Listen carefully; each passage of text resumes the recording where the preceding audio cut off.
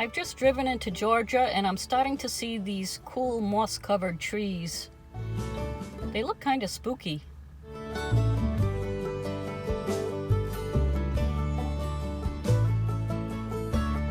And cotton on the side of the road. It grows on like a little tree. Feels just like the cotton you get at the store, except I can feel a seed inside.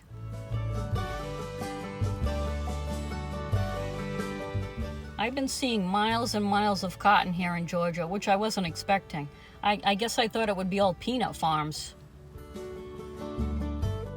I'm always learning something new.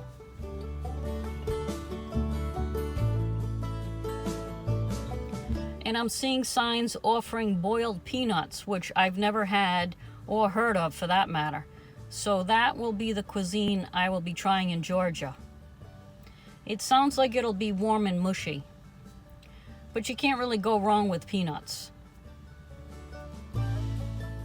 I've slept well since I've been on the road overall, surprisingly well. Until I got to the southeast, that is. Kentucky and Tennessee are very clean states, which is great, but it means they use leaf blowers to clean their Walmart parking lots at 2 o'clock in the morning.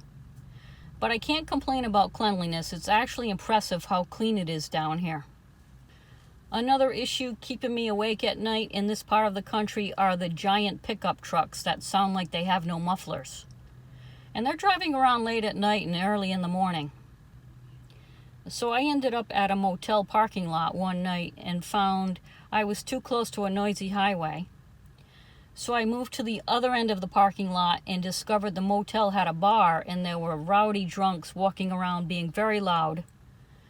So I went next door to a Cracker Barrel, which allows RVs to stay overnight in their parking lots. The front of the Cracker Barrel was too close to the road with the loud pickup trucks. So I went behind the Cracker Barrel and finally had a quiet night after moving 3 times. But actually I didn't find myself getting upset about any of this. It just felt like part of the adventure. Like when you're a kid and everything's an adventure. Like if a snowstorm is predicted and you're like, I hope school is canceled. I wonder if we'll lose our electricity. We better get the candles and flashlights out. I wonder what we'll eat if there's no electricity to cook. But when you're an adult, you're like, oh God, a snowstorm. If I can't drive in it, I'll have to use a sick day. If there's no electricity, I'll fall behind on doing laundry. So as long as you can maintain that childlike attitude that everything is an adventure, then it makes issues like noisy nights not a big deal. One hotel parking lot I stayed at in Kentucky, somebody set off firecrackers early in the morning. I don't know if that was some kind of a redneck wake-up call, but it was a nice hotel too. But if I had a lot of bad nights on the road, I probably wouldn't have a good attitude. So thankfully, it's an occasional adventure.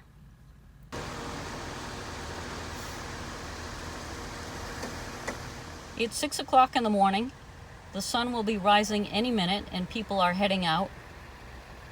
We're right outside of Savannah, Georgia, and I can't believe how quiet this Walmart was last night. Considering that when I arrived at about 3 in the afternoon, it looked like the busiest Walmart I've seen yet. And it's in the biggest retail complex I've ever seen. And there's an airport about 2 miles away. But I didn't hear a thing and slept like a baby. And this van next to me belongs to a zombie hunter. He's licensed to hunt zombies in several states. Interesting. So the sun came up and I was about to leave, but noticed the zombie hunter is passed out in a very uncomfortable looking position. I'm pretty sure he's just sleeping, but I'm going to make sure he's okay before I take off. He's going to need to do some yoga after sleeping in that position. Some noise just woke him up and he was pissed. He threw a clipboard around and now he's falling back asleep. I guess he needs a clipboard to keep inventory of his zombies. He just honked his horn with his forehead. Zombie hunting is clearly exhausting, and he obviously can't sleep in the back of the van because it's full of captured zombies. He just opened the hood of his van and I caught a glimpse of his face, and I swear to God he had a chunk of skin torn from his cheek. A fresh wound. A hazard of his occupation, I guess. Let's hit the road like everyone else is doing. A zombie was in this car last night. What? I didn't say anything.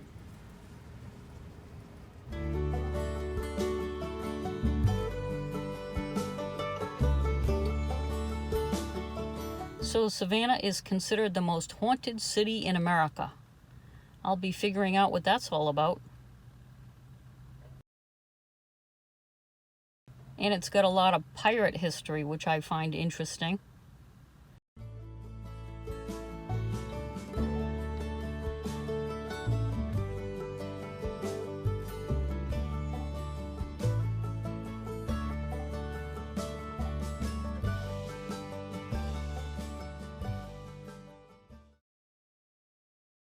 And look at this architecture.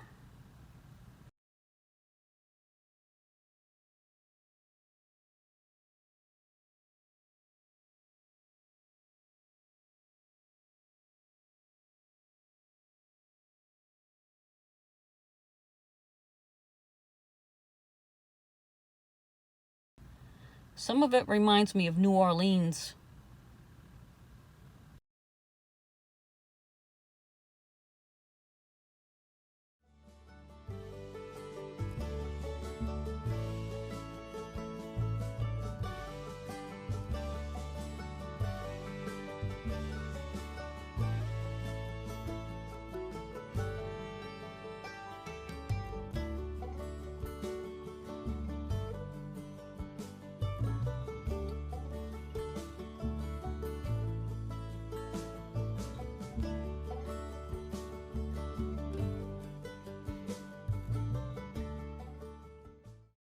These buildings are gorgeous.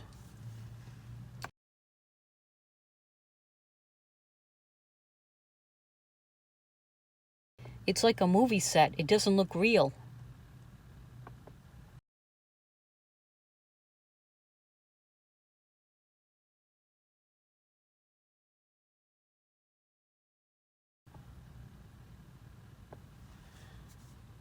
And those look like movie set lights. So it is a movie set? No, this is real life.